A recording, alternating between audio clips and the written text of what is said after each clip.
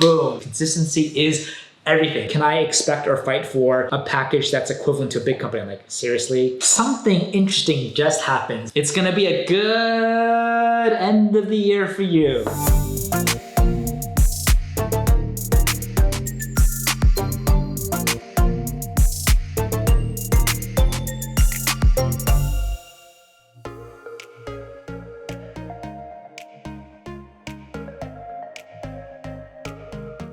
Hello, and welcome back to another week in the life. What I do every single day as a recruiter in the technology industry at my own agency. If you haven't seen last week's video, stop, because we ended October with an insane placement deal for a head of software engineering, which I'm super grateful for and excited for everyone.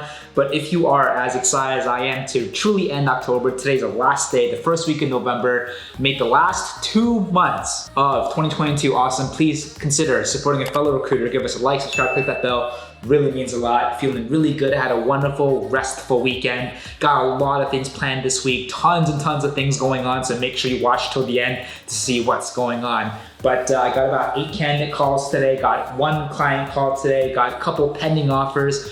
Woo! Hold my breath. Fingers crossed. Let's make it happen. You kidding? No joke. She just accepted the offer this morning. You are a baller. It's gonna be a good end of the year for you. Look, I knew if anybody do it, it's you. It's you. How was it? How was the process trying to do it? Let's just say it's just a lot of back and forth between her and the company, her and me, doing my best to stay on top of her and her process and countering any objections or concerns that she had. Honestly, at the end, I just had to cross my fingers and just have faith. That conversation was with my recruiting partner, talking about some good news, because remember I was talking about last video, we have a software engineer that's pending her offer. Well, the whole week went by. I was biting my nails, nothing from her. She still wants to talk to a couple other companies, didn't get back to me.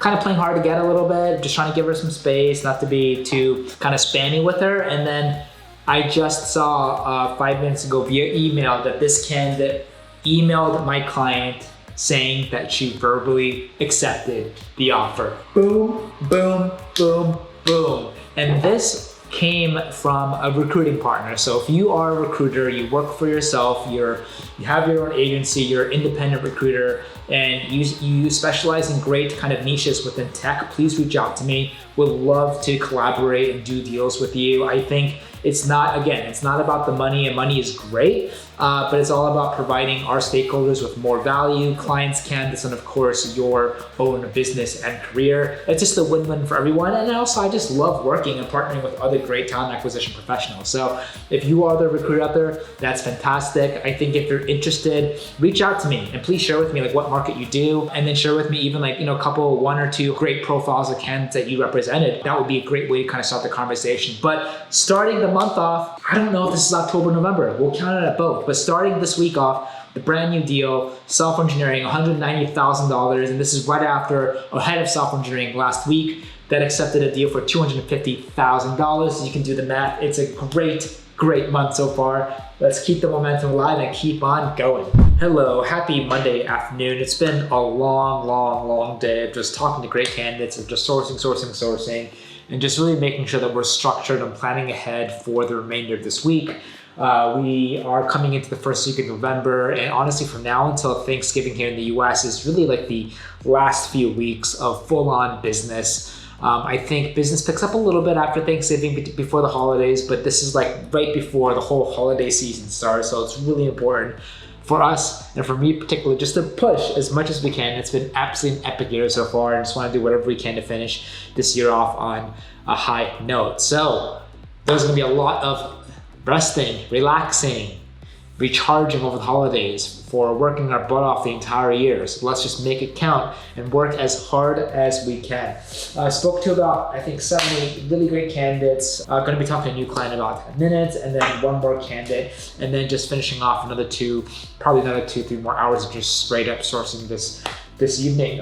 We got a lot of great new business coming in, a lot of great candidates. and a couple design marketing candidates that could be pending offers this week. If either of them happen, both of them happen, this could be an amazing month. So we'll see what happens. It's really important. Take care of yourself, stay healthy, got to be on your A game every single day, and just go, attack, and see the best that we can and just stay consistent. So gonna be at it here. Just want to give you a quick update. We'll see you most likely tomorrow. Hello. Happy noon here on Wednesday. So far the week's going really well. About to jump on a call with a new client, hiring across the board, hoping to pick that up, have about 4 candidates, collecting and processing invoices because, hey, it's one thing working hard, but it's another thing making sure you and your team get paid. So it's really important that happens. We have a podcast later today. But all in all, everything's going really well. I think tomorrow and Friday specifically are going to be really important for us. We have just a lot of pending offers that we are really focusing on. One for a designer position, one for a marketing position. Hope it goes really well. We have other pipelines with product management that's also going really well. About to pick up a head of growth, head of branding role as well. So things are really busy. But honestly, the important thing for recruiting is you just have to be consistent. Consistency is everything. If you were to ask me what is one secret to find success and to absolutely crush it in recruiting, it's consistent. If you're on the agency side, you gotta be consistent with clients. You gotta be consistent with candidates. You gotta be consistent with feedback and follow-up so the whole pipeline keeps moving forward. We do a lot more than just sending resumes and hoping for the best. We have to be proactive and not reactive, and always gauge how everything is going on your desk. Which pipelines are going really well, which pipelines are struggling, where you need to allocate a lot of your resources and energy to source and do outreach for candidates to keep that moving over and over again. You want to have a really good pipeline of candidates coming in so that you're qualifying them, so that you can submit them, and then you can manage the interview process and do that with multiple different companies and clients at the same time. Same thing for in-house corporate recruiting as well. It's all about consistency over and over again. It's being comfortable with the mundane. It's being able to find ways to stimulate yourself, to gamify it so that you can push yourself. You can really go the extra mile and reach out to more and more candidates in a more creative way. If, for example, you're getting bored or your responses are not where it should be, always reiterate, adapt, modify, and keep just being consistent. It's very easy to focus on different strategies, but it's very difficult to determine the efficacy of this strategy, the ROI of this strategy, if you just try for a day or two and then you stop. You have to give yourself at least a couple weeks of data, maybe a couple months of data, depending on the strategy, and then you can kind of iterate. But it doesn't matter the tools, it doesn't matter the clients, the positions, the candidates, nothing will happen without consistent effort over and over again. That's what recruiting is. I think you can also find the same thing in any other jobs. And it's not about just working hard one day, slacking off the next, working hard one week, slacking off the next. Just be consistent to provide that same consistent, dependable value to all stakeholders. And for us, recruiting, what does that mean? Clients, candidates, and even you as a recruiter, making sure you're not wasting anybody's time. So far it's been really good. Going to be sourcing a lot of software engineers today. Going to possibly be picking up an engineering manager tomorrow as well with the client that we just placed our engineer earlier this week, and hoping to kind of really end this week off with another deal or two. Like that would be absolutely just amazing. So we'll see what we can do. A lot of people have been asking me some tips for client development, and happy to kind of share just a couple of things that have worked really well with me and just general practices that I also keep doing day to day.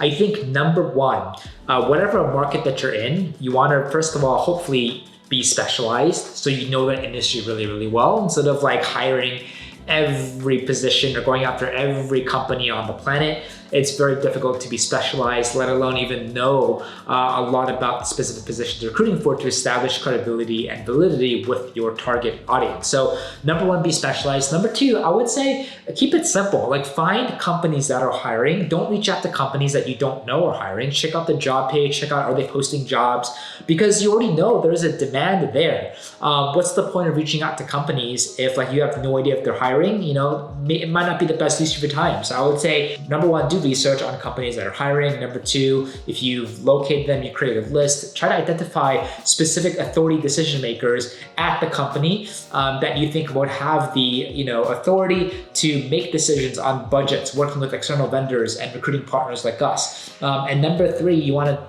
basically craft a really great customizable personal outreach. Don't make it too long. Don't make it too short. A lot of people like to cram like 20 things that you are trying to like pitch about your company in that first email, making it so long. You only have 5-10 seconds max to make an impression. You want to make sure that it's personalized, it's customized. You only talk about 1 or 2 things max, and then end it with a clear call to action, whether it's emailing it back, scheduling a phone call, etc., a combination of both. And then when you follow up with them, each follow-up can maybe focus on one thing that's like really different about you, that separates you from the competition, instead of just like making the follow-ups, again, crammed with like 10, 20 things, because no one has time to read that, let alone you have time to write that. So I would say identify companies that are hiring, identify decision makers. You want to personalize, customize, you want to follow up with them, and then most importantly, like I said earlier, just keep it consistent. I think consistency is key when we're reaching out to candidates, when we're reaching out to clients. I think it's very easy to be overwhelmed, to be like, how do I reach out to candidates? Do I email them? Do I email them? Do I text them? Do I phone call them? Any other software solutions out there? Do I do that? I think just pick 1 or 2 things that you think would work the best, and then be consistent at it back to back, and then you can determine whether or not you need a pivot or it's actually working. And give yourself time. I think it's very easy to try something 1, 2, 3 days, and then you can make a decision, oh, it's not working. I mean, do you really have enough data whether or not it's working? Maybe that's actually working, but maybe it's your personalization that's not working. Maybe you're reaching out to the wrong person. Maybe you're reaching out to the wrong company. So again, keep it simple. Be customized. Be memorable, be creative. If you're just thinking about just writing a template email, everyone else is doing the same thing. How are you gonna be different? How are you gonna be memorable? Are you gonna make them laugh? How are you gonna stand out? I think the more you can do that, the better you'll be memorable. And if they're not hiring, then they'll remember you. But if they are hiring, they'll also remember you as well. So be memorable, have fun, creative solutions. You're reaching out to other human beings. They're probably getting pinged 20, 50, 100 times a week with competitors like yourself. So try to find ways to be different, be memorable, and keep at it, and hopefully that will help. Something interesting just happened. So I just got pinged by a candidate for the head of software engineering that I got an offer for, and then he rejected the offer because he wanted to go to another company that offered him more money. Well, lo and behold, I heard from this candidate that unfortunately that job didn't work out. I think there's nothing wrong going for another option that offers you more money, but I know that if that's one of your primary reasons why you're gonna accept one offer or another, you're gonna accept or reject a counter offer. Most times from my experience, I've seen, unfortunately, that not panning out, and the candidate is back to square one and hoping to see if their job will take them back, the job will negotiate for their salary, or maybe their initial offer that they were excited about is going to reconsider them. Unfortunately for my candidate, I just closed this position literally last Friday. So the position is no longer open. And he asked me, will your client be willing to reconsider? And while I think that is like a legitimate question to ask, unfortunately that position is no longer available. And I knew that my client, my founder, took it really hard that my candidate did not accept the offer. From my client's point of view, and if you want to have a deep dive on this, make sure you watch my previous video. But he was super excited about my candidate, and he got an offer, and the candidate told him he was going to accept. And when our offer came out, a day went by, 2 days went by, and I think 3 days went by, and my candidate came back to the table saying, hey, I would like to renegotiate for a higher salary because I got more money from another company. And that really shook my client to his bones, because he's like, you literally told me you're gonna verbally accept, and now you want to negotiate after I've already negotiated with you the first time. And so it left a really bad taste. So even if the position's really open, I'm not sure if I was open to kind of re-engaging with them, because how things ended. But we don't have to think about that situation because the position is now closed. We were able to find my client a candidate he's really excited about. I think the silver lining here is I'm able to re-engage with my candidate. He's fantastic. I think he's an amazing candidate for any director, VP, or head of engineering position, CTO. So if you have any positions like that, or you have any clients hiring for someone like him, please let me know. But we will certainly be able to do whatever we can here to kind of present them to other companies, hoping that we can close him again, and this time he would accept the offer. But it just goes to show that if you're just chasing around looking for the highest offer, and money is like your number one decision, of course there are opportunities where that can pan out. But I think for a lot of times it's just not going to pan out, because there are a lot of things that are going to push you to accept or reject an offer that goes way beyond money, even though whether or not you like to admit it. And I think whether or not people like to admit it, same thing for the jobs. Like if they're looking to leave their job, but they get another offer, but then their current job just increases the salary to a level that really surprised the candidate and they accept, most of the time they're going to end up back on the job market 6 to 9 months afterwards, because it's not just money that is driving you to kind of wanting to leave your first job in the first place. It's other things like culture and scope and autonomy of potentials and founder and manager and micromanaging and so many other things aside from money. If you're one of the few people that are leaving a job just for money,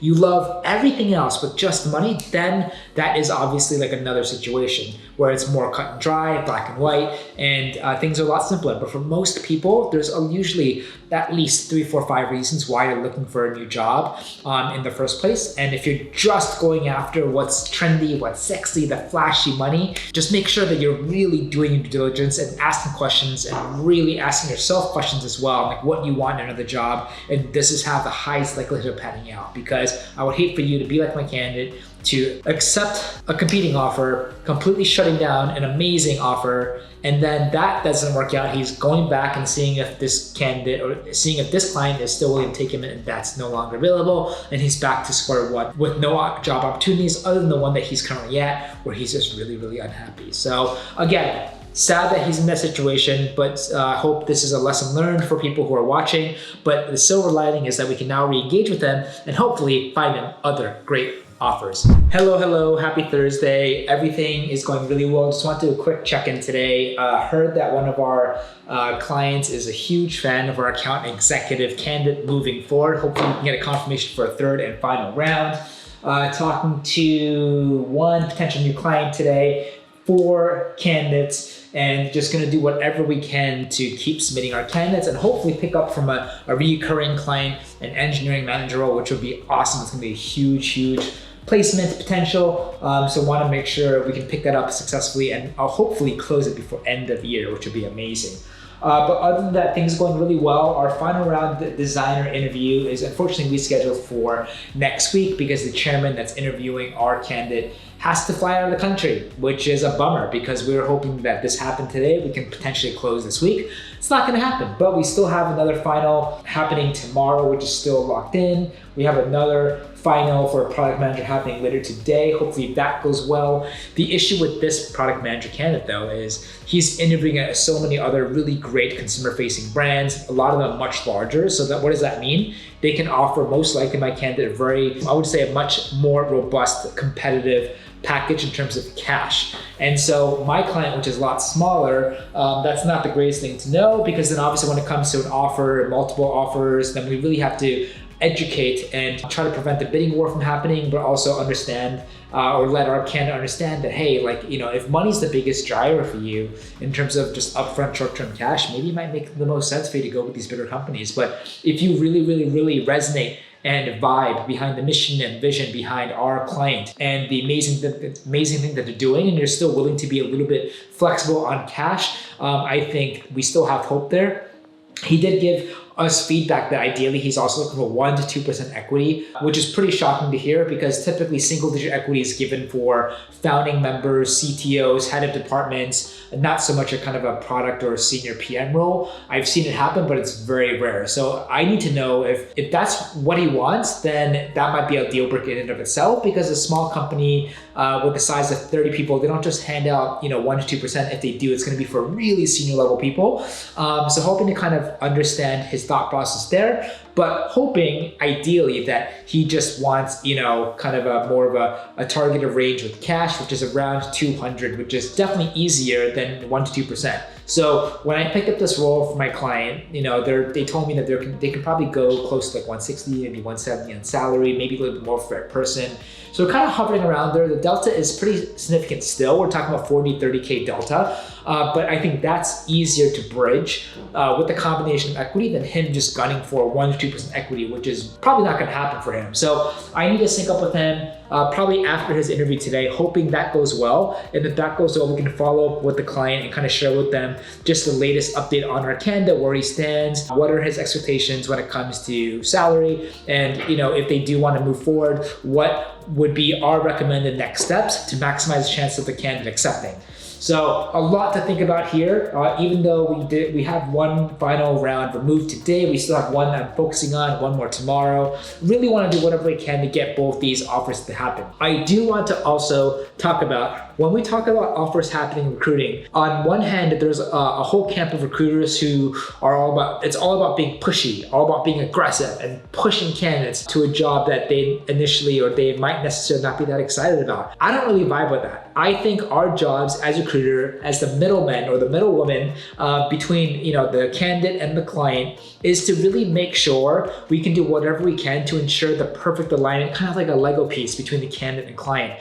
If we know that our candidate ranks our client number one, and then they start getting distracted by so many other companies out there or other competing offers, it's our job to constantly remind them, like, hey, what you're most excited about our client, but most importantly, how that aligns with what they want in terms of the next job. I think when you are talking to multiple companies in terms of interviewing, it's very easy to forget what makes option A really stand out, but also get distracted by, like, what about option A or your first initial company that might be better aligned than option B, option C? What about that company still really is aligned with what you want to do next step? Because option B and option C would offer you a lot more of a flashier title or bigger salary or something else more trendy, office perks, things like that. It's very easy to get carried away and distracted by shiny, flashier things and completely forget about what you actually want in another job. And if that happens, there's a high chance if you accept those roles,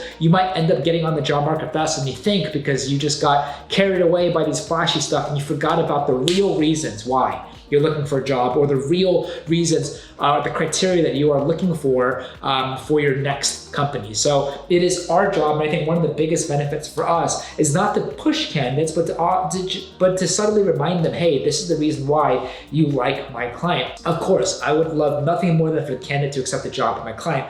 But if throughout the process I learned, hey, maybe they shifted in expectations or what they want in terms of the next job, and then it's no longer aligned with our client, I would just be upfront with the candidate saying, hey, maybe the job opportunity with my client is not the best fit for you. If you're looking for X, Y, and Z, my client can't offer that. If you're looking for like the highest salary, my client can't offer that. You're probably better off going here, and just gently offer them to kind of take it away. And so by doing that, it maintains a really great relationship with the candidate, because you're being honest with them and they don't feel like you're just pushing them into a corner at all cost. And to me, I think recruiting is a long-term game. It's a long-term career. You want to be able to operate on transparency and equality and fairness as much as you can, because if you can do that well, even though it might hurt that the candidate might not accept your job, they might come back to you into the future because they just had a good experience working with you. Whether it's like, hey, I'm on the job market again, or I got another job, now I'm hiring, I want to work with you. It's all about like doing things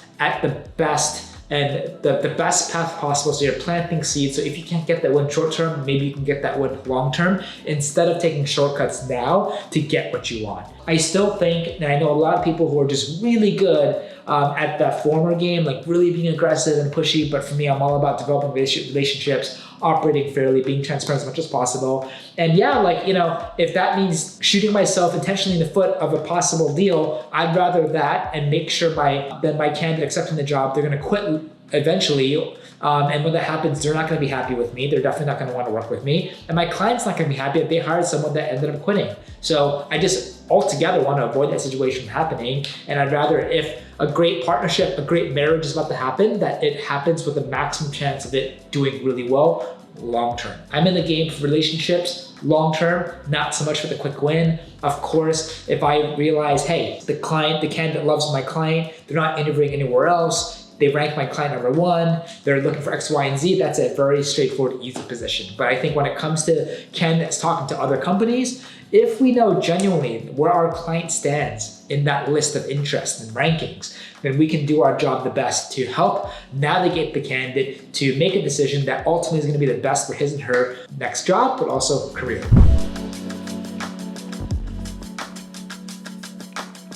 Happy Friday. We made it to the end of the week and doing whatever we can, as you know, to end the week off strong. Got a pretty jam-packed morning. I'm actually taking a long weekend unexpectedly. Today's gonna be like more of a little half day for me, but still crammed. Doing a recruiting kickoff call with a client talking to a new client. We have 6 candidate calls. Honestly, just trying to manage a lot of the ongoing processes. The focus this week are on the product manager who had a final yesterday. I spoke with him after late at night, and he's super pumped. The only issue with him is that our client is an early stage company. He's also talking to larger companies, more established, one that's about to go public. So it's our job at this case to constantly remind him, like, what about our client that he really likes? And he told us, he's at a stage in his career where he really wants to work at early stage startups. He likes the growth potential. He likes the chaos, the wearing multiple hats, and he just loves the team and founder. But at the same time, he told me, I'm be honest with you, the compensation packages that I can expect from these big companies are pretty attractive. So then he asked me hey, if I move forward, overall, your client's number one, but the compensation is a big thing for me. Is there any chance if I get an offer with your small company, can I expect or fight for a package that's equivalent to a big company? I'm like, seriously? I'm like, look, if that's possible, if that scenario exists, we would of course do whatever we can to fight for you, but it's also very unlikely. If money is your only end game and your single driving factor to make a decision, you're better off going to a bigger company. Don't go to a small startup. But if you want a competitive salary with tons of equity that you protect yourself upside long term, but you get all the other things that you want in the job that you won't get at a bigger company, then you should really consider getting a small company. Not to mention if you're working and if you're interviewing at big tech or big companies, typically, depending on company and team and then recruiter, if you get a job offer, assuming you end things off amicably, if you end up getting another job somewhere else, down the line, you can always have that option available to re-engage. Again, it's not all big techs do this, not all recruiters or established companies do this, but it's an option that's certainly available depending on what position you're interviewing for. And so the way I like to kind of paint the picture is if you work at big tech, if you get a job at big companies, chances are if everything works out well, you're going to be there long term. Maybe that's the only company for the rest of your career. And as that happens, the older you get, the more personal family responsibilities you could possibly get in your personal life, the harder it's going to be for you to make that risk for a smaller company. So if you have that itch, if you really want to kind of work at another small company or two, it's the best time to do it when you're still young or you just have less responsibilities in life than kind of risking a lot more for future. So, it's our job not to manipulate or push or be aggressive in any way. It's our job to kind of give our candidates objective feedback so that they can make the best decisions for themselves and manage expectations. What do I mean by manage expectations? I told them joining a pre-Series A company expecting a comp package of almost a pre-IPO company, it's unlikely, coming in. I'm not saying it's impossible, right? Things are always possible, but it's extremely unlikely. If I were to be hey, yeah, you could totally get that, I would kind of feel bad because I know 9 out of 10 times he's not gonna be able to get that. So it's our job to be realistic with the candidate, to be hey, if this is your only thing that you're really, really concerned about or the only thing that you care about, you're better off going to the bigger company and just kind of taking away from the candidate. But even after communicating that to the candidate, he was able to really understand and listen to me. And he's like, you know what? If there's some sort of way that, they can be flexible, find a middle ground, I'm open to chat because I love your client for X, Y, and Z, which is music to my ears. So it's still not going to be an easy close because, again, he has potential 2 other competing offers, both of them a high chance of being much higher than my client. So it's our job to kind of take that rose-petal sunglasses off of his face and not have him get too distracted or excited by the cash that he could get short-term from these big companies and really have him focus and remind him about the aspects of our client that he really likes, which he told us, and he ranks our client number 1.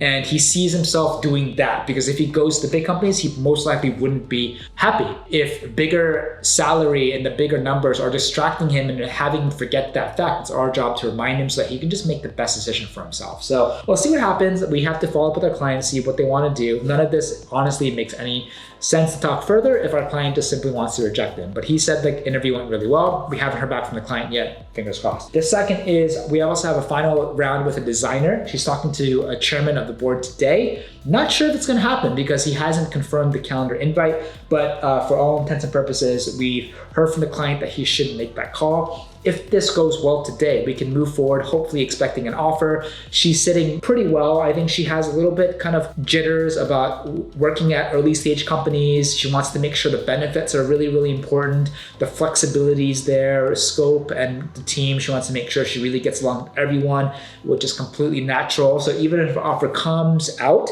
aside from negotiating, I can definitely see a situation where she would want to talk to founders again, team members again, just to make herself feel at ease, while at the same time for us behind the scenes, we're doing whatever we can to kind of get through all obstacles and concerns fully addressed, so that she's really satisfied and she's in that right mindset to make a decision. So again, both of these situations, not straightforward. I would rather you have no competing offers, you are crystal clear what you want comp-wise, you love my client, offer comes out, accept within 24 hours, done, signed, sealed, delivered. But rarely in this market it happens like that. So now it's like really understanding, okay, you like our client, you like these other companies, what do you want in your next job, what do you not want in your next job, and us as the middle people to kind of make sure it just fits perfectly Lego piece. Because if it doesn't, I'm not in the business for pushing my candidate to accept a job that he or she won't like, and then they're just gonna quit 1, 2, 3 months down the line. I'm not in that sort of business. I'm all about long-term relationships and just doing what I can so that my candidate and the clients that we work with are as happy as possible. And if that means telling my candidate,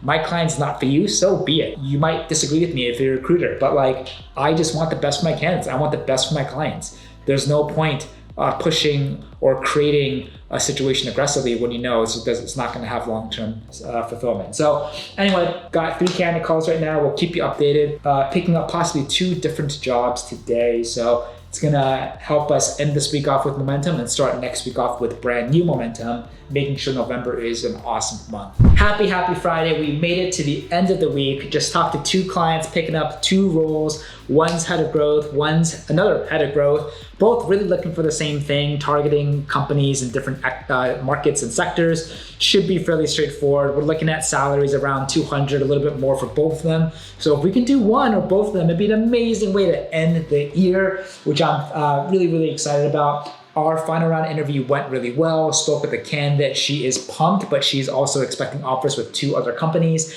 It's going to be hopefully not a bidding war situation. Going to instruct and educate our client that if they do want to move forward, they need to be as competitive as possible. Initially, she told us she was looking for 110. They're going to come out, the competing offers could be coming out at 120. So if my client moves forward to an offer, it needs to be competitive. So it'll be a good starting point to then have additional discussions. Or if they can just be stronger and surpass that, that would be ideal.